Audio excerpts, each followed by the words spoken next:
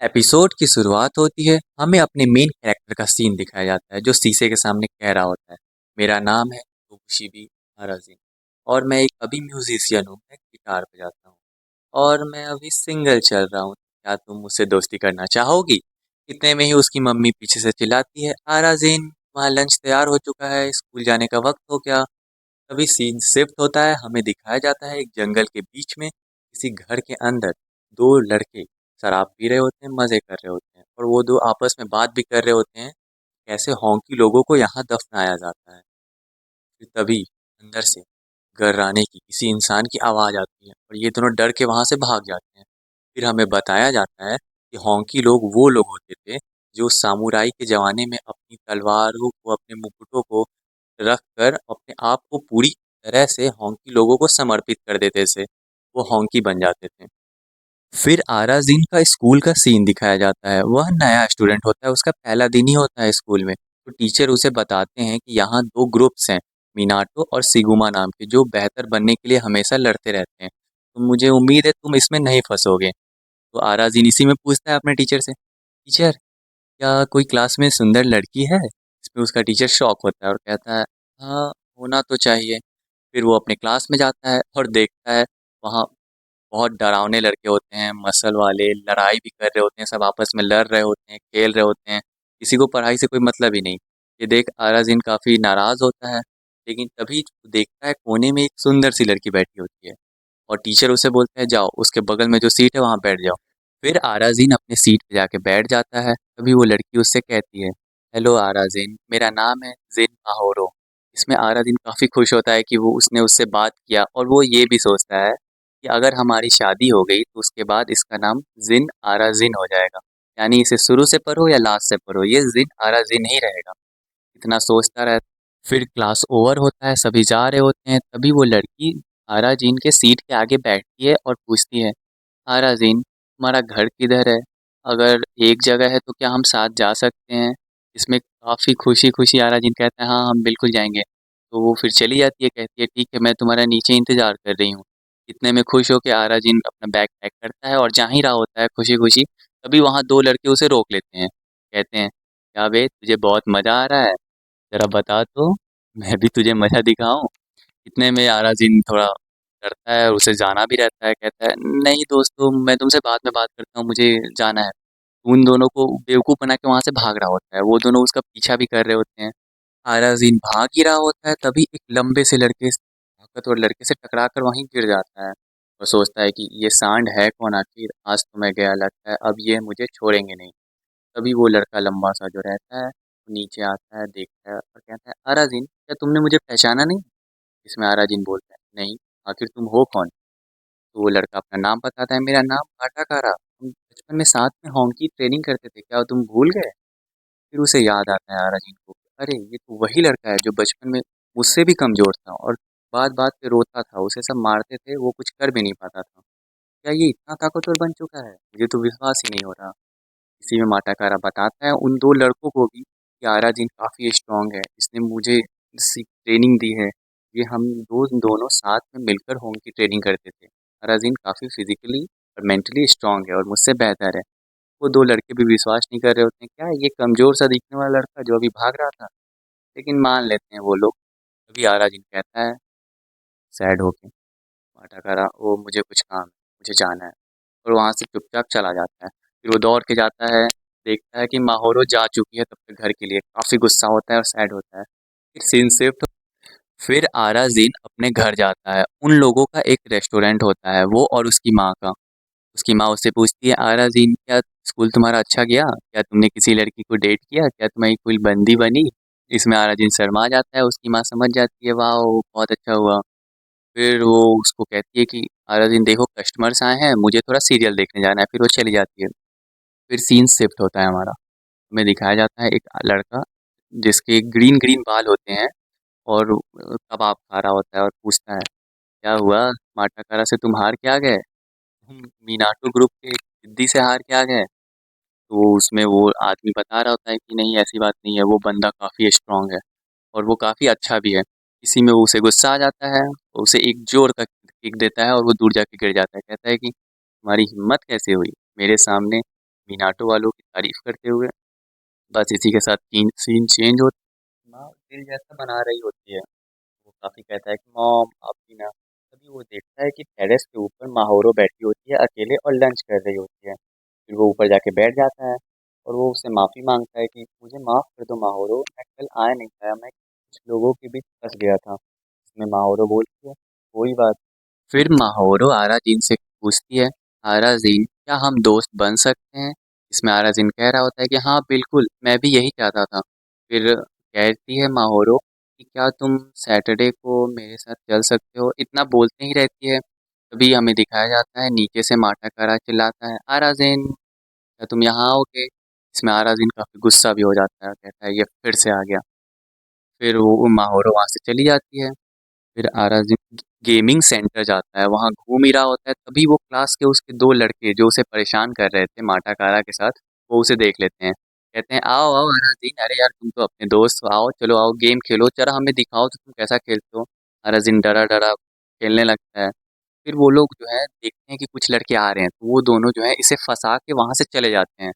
हमें दिखाया जाता है वहाँ सिगुमा और मिनाटो जैसे ही एक और ग्रुप है लड़ाई वाले, एनजी बॉयज़ नाम है। उनके 3 लड़के आते हैं। कहते हैं, "वाह लड़के, याराजीन को देखकर क्या गेम खेल रहा है। ज़रा बताएगा तू किधर का है?" याराजीन समझ जाता है कि कुछ गड़बड़ है। वो कहता है कि अरे नहीं, मैं तो बस यहाँ आ गया था, मैं किसी ग्रुप से हूँ नहीं, मैं तो नॉर्मल सा लड़का हूँ स्कूल हाई स्कूल का। तभी वो लोग कुछ सुनते नहीं है और इसे मारने लगते हैं। फिर वहाँ से गेमिंग सेंटर से आराज़िन जैसे-तैसे अंडरवियर में ही भागता है। वो लोग भी उसका पीछा करते हैं, पूरा रोड से दौड़ाते रहते हैं। फिर आराज़िन एक घर में पहुँचता है, वही वाला घर जहाँ वो 2 लड़के शुरुआत में मस्ती कर रहे थे और अंदर से आवाज़ें आ रही थी। हाँ, उसी घर में वो पहुँचता है। वहाँ पहुँच जाता है, पीछे से ये एनजी बॉयज़ वाले 3 लड़के भी आ जाते हैं। यह देख अराज़िन डर के मारे वहाँ एक बंदूक रखी होती है, उसे उठा लेता है और उन लोग के सामने पॉइंट कर देता है, कहता है कि तुम लोग चले जाओ वरना मैं ये चला दूँगा। ये देख वो लोग हँसने लगते हैं, कहते हैं, "अरे ये खिलौने, ये बंदूक वाले खिलौने से तू मुझे डरा रहा है बे? चल, चला, चला हम भी तो देखें।" इसमें आराज़िन वो बंदूक पर गोली चलाता है, लेकिन वो गोली रिफ्लेक्ट होके पहले नीचे लगती है, फिर सामने की छत से लग के उसके सिर पे ही लगती है, जिसकी वजह से वो वहाँ बेहोश हो जाता है। ये देख वो 3 लड़के डर जाते हैं कि अरे! आखिर इसे हुआ क्या और ये खिलौने वाली गोली से इस बेहोश कैसे हो गया? यह देख के वो डर के वहाँ से भाग जाते हैं। फिर कुछ समय के बाद आराज़ीन को होश आता है, वो उठता है और देखता है कि उसके सिर पे जहाँ गोली लगी थी वो अभी भी वहीं फँसी हुई है। वो उसे पकड़ता है और थोड़ा-सा घुमाता है, तभी वहाँ पे लाइट ऑन ऑफ होने लगता है और सामने उसके एक जिन आ जाता है। यस, एग्ज़ैक्ट उसके पैर नहीं होते हैं, ये देख के वो हक्का-बक्का रह जाता है अलादीन कि ये क्या हो गया? फिर वो जिन निकलता है, कहता है, "हेलो, मेरा नाम है सेन्या और मैं एक मूज़िन हूँ। तुम मुझे अपनी इच्छा बताओ, तुम क्या चाहते हो?" ये देख अलादीन कुछ पहले बोल नहीं पाता, उसके पैर देखता है फिर से, कहता है, "आखिर ये है क्या?" इतने में फिर सेन्या जो है उससे पूछता है, चलो तुम मुझे अपनी इच्छा तो बताओ। तो आराजिन कहता है रुको मुझे सोचने दो। फिर वो सोचता है और कहता है मुझे सिंगल नहीं रहना, मुझे यानी लड़कियां चाहिए। ये देख सेन्या काफी हैरान होता है लेकिन फिर बोलता है अच्छा ये बात है, बिल्कुल मैं तुम्हें दे सकता हूँ, क्यों नहीं, चलो तो हम लोग जुड़ जाते हैं। ये देख के वो कुछ बोलता नहीं है और वो रोड पे निकल जाता है और सभी से पूछता है, हेलो क्या आपको ये दिख रहा है? क्या आपको ये दिख रहा है? सभी उससे बोलते हैं, सभी ये सोचते हैं कि ये कैसा अजीब बच्चा है, ये क्या बोल रहा है देखने के लिए, और वो लोग वहाँ से डर के भागने लगते हैं। जिससे इसे पता चलता है कि इस जिन को अराजीन के अलावा कोई और नहीं देख सकता। फिर वो दोनों घर चले जाते हैं, रात का सीन रहता है। अराजीन जो रहता है एक पत्थर रहता है छोटा सा क्यूट सा, उस पे माहोरो का नाम लिखा होता है एक पेंसिल या एक चाकू के शार्प ऑब्जेक्ट के द्वारा। सेन्या देख रहा होता है, कहता है आखिर ये तुम पत्थर पे क्यों लिख रहे हो उसका नाम, एक प्रेम पत्र भी तो दे सकते थे। अराजीन कहता है इसमें तुम चुप रहो, बकवास मत करो, इससे कुछ नहीं होगा, इसीलिए मैं पत्थर पे लिख रहा हूँ, ये एक लव फॉरएवर स्टोन है, इससे वो हमेशा सेफ रहेगी और हम दोनों का प्यार बरकरार रहेगा। सेन्या कहता है क्या बकवास है, इससे कुछ नहीं होने वाला।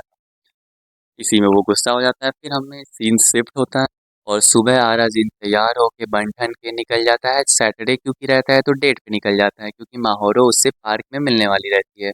उसकी मॉम भी देखती है और कहती है वाह बेटे, क्या तुम किसी के साथ डेट पे जा रहे हो? अरे तुमने मुझे बताया नहीं। ये देख के फिर आरा जिन शर्मा जाता है और फिर वहां से चला जाता है। फिर वो पार्क में खड़ा रहता है, वेट कर रहा होता है माहौरो का। सैन्या अब उसे बोल रहा होता है, अच्छा तो ये लड़की है। तभी वहां से माहौरो आती है। ये देख के वो काफी सुंदर ड्रेस पहनी रहती है। आराजिन फ्लैट हो जाता है बंदा वहीं पे देख के उसे। वो दोनों फिर एक सीट पे बैठते हैं और आइसक्रीम खा रहे होते हैं। तभी माहौरो मानो किसी को ढूंढ रही होती है। ये देख आराजिन उससे पूछता है, क्या हुआ माहौरो, क्या तुम्हें कोई दिक्कत है? माहौरो कहती है, नहीं नहीं कोई दिक्कत नहीं, मैं तो बस ऐसे ही। फिर वहीं पीछे से सेन्या, क्योंकि वो हमेशा उसके साथ ही रहता है, कहता है कि अरे टाइम आ गया बिड़ू, दे दे उसे पत्थर, कब देगा? इसी में वो गुस्सा हो जाता है, कहता है तुम चुप रहो, मैं मुझे जब देना होगा दूंगा। ये देख माहौरो उसे अजीब समझती है कि अरे कैसा अजीब है, आपस में ही बात कर रहा है।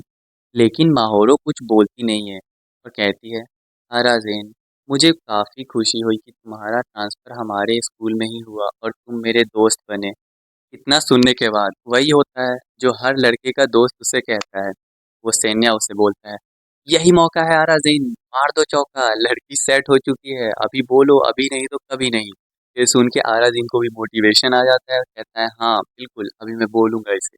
बस वो उठता है बोलने के लिए, तभी उसका पेट खराब हो जाता है और फिर उसे जाना पड़ता है बाथरूम। फिर वो बाथरूम से निकलता है, सैन्या बोलता है, अरे यार तुझसे कुछ नहीं होगा, तुझसे कभी कोई लड़की नहीं पटेगी। इसी में आराधीन कहता है, मत बोल यार, मेरा तो लक ही खराब है, लगता है हमेशा मेरे साथ ही ऐसा होता है। फिर वो दोनों वापस आते हैं माहौरो के पास। वो उससे माफ़ी मांगता है माहौरो से, मुझे माफ़ कर दो माहौरो, मेरी वजह से तुम दोनों का टाइम वेस्ट हो रहा है और तुम्हें बुरा भी लगा, तुम्हें वेट भी करना पड़ रहा है। लेकिन इसी में माहौरो कहती है, कोई बात नहीं आराधीन, कम से कम तुम टाइम पे तो आ गए। यह सुन के आराधीन हिम्मत करके वो जो रात को पत्थर बनाया होता है वो दे देता है माहौरो को। कहता है, माहौरो ये लो, ये तुम्हारे लिए गिफ्ट है। माहौरो उसे देखती है, कहती है ये क्या है? फिर वो अपना नाम पढ़ती है, माहौरो।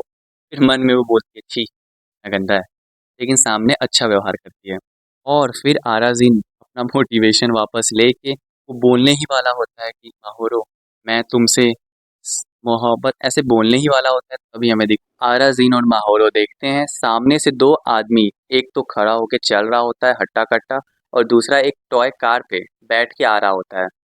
फिर वो आता है आदमी, आराजीन उससे पूछता है, "आ, हेलो आप वैसे हैं कौन?"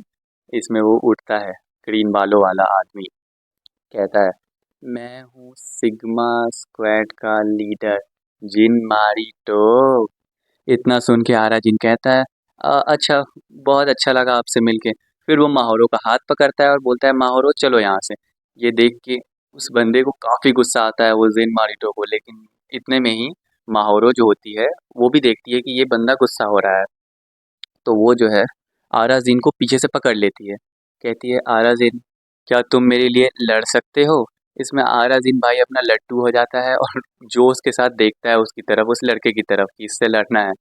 देखता है वो काफ़ी स्ट्रांग रहता है वो ग्रीन बालों वाला लड़का। ये देख के आराज़ीन सोचता है कि आज तो मैं गया, आज तो मेरी पिटाई पक्का लिखी हुई है। फिर वो जिन मारितो, ग्रीन बालों वाला सिग्मा स्क्वाड का लीडर, बताता है, तेरी हिम्मत कैसे हुई बे मेरी छोटी बहन माहोरो जिन को छेड़ने की? इतने में आराजी शॉक हो जाता है कि क्या, क्या ये इसकी छोटी बहन है? क्या ये गुंडे की बहन है? इसी में हमें पता चलता है कि हाँ, माहोरो जो है ये जानबूझ के कर रही होती है। वो चाहती थी कि उसका बड़ा भाई आए और इसे पीटे। वहीं दूर ऊपर स्कूल से माटा कारा जो होता है वो देख रहा होता है कि सिग्मा स्क्वाड का लीडर जिन मारिटो आराजीन का कॉलर पकड़ा होता है। वो दौड़ के आता है आराजीन को बचाने, लेकिन तब तक मारिटो जो रहता है आराजीन को काफ़ी बुरी तरह मारता है, उसे मारते रहता है। आराजीन भी कुछ नहीं कर पाता। उसी में सेन्या कहता है कि चलो हम मिल जाते हैं, आखिर तुम कर क्या रहे हो? आराजीन कुछ नहीं बोलता। सेन्या सोचता है, आज अभी भी निराशा ही हाथ लगी, मैंने सोचा था कि ये स्ट्रांग होगा, लेकिन ये भी बाकियों की तरह ही निकला। पता नहीं कब मुझे आशा आएगी, कब मैं किसी स्ट्रॉन्ग के साथ मिल।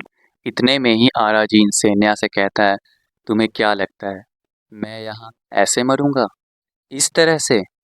तभी सेन्या उसे पूछता है, तो बोलो क्या है तुम्हारी इच्छा? और आराजीन धीरे धीरे उठता है और कहता है, मेरी इच्छा है कि मुझे कुआरा नहीं रहना। फिर वो दोनों बोलते हैं, बुच्ची गिरी, और वो मारितो का किक अचानक से आराजीन जो होता है रोक लेता है, मारिटो भी शॉक हो जाता है। फिर आराजीन उठता है, एकदम फिट होता है और जोर का पंच लेता है और मारिटो के बिल्कुल बीच में, बिल्कुल पेट पे जाके मारता है, उसके सिक्स पैक एब्स पे, और मारिटो काफ़ी दूर जाके फेंकाता है। और इसका पंच इतना ज़्यादा ताकतवर होता है कि इसके मतलब स्लीव्स जो रहते हैं पूरे शोल्डर के, वो भी फट जाते हैं, मानो जैसे आराजीन ने नहीं, सेन्या ने पंच मारे हैं। और इसी के साथ हमारा एपिसोड यहीं ख़त्म होता है।